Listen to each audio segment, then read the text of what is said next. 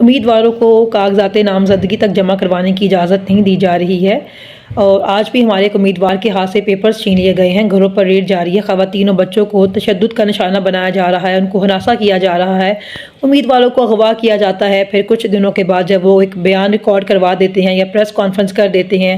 سیاست سے لا تعلقی کا اظہار کر دیتے ہیں تو ان کو چھوڑ دیا جاتا ہے۔ ایسے ہی آج امجد نیازی صاحب کے ساتھ بھی کیا گیا ہے، اور جو اتنے ماہ سے ملک کے اندر ظلم و جبر بربریت جاری ہے، خواتین، مائیں، بہنیں اور بیٹیاں اپنے گھروں تک میں محفوظ نہیں ہیں، ایسے میں عدالتیں انصاف کرنے کے بجائے خاموش تماشائی بنی ہوئی ہیں، اور حالات و واقعات دیکھ کر لگتا ہے کہ آگے بھی ان سے امید رکھنا فضول ہے۔ تمام سرکاری اور ریاستی وسائل کو استعمال کر کے، تمام طاقت کو استعمال کر کے صرف ایک بھگوڑے لاڈلے پرو میکس اور اس کی ذہنی مریض بیٹی کو ملک پر مسلط کرنے کی کوشش کی جا رہی ہے۔ ایسے میں تمام طرح کے حالات سے مقابلہ کرنے کے لیے خود کو ذہنی طور پر تیار کر لیں۔ پی ٹی آئی کی خوبصورتی یہ ہے کہ یہاں پہ مورسی سیاست نہیں چلتی ہے،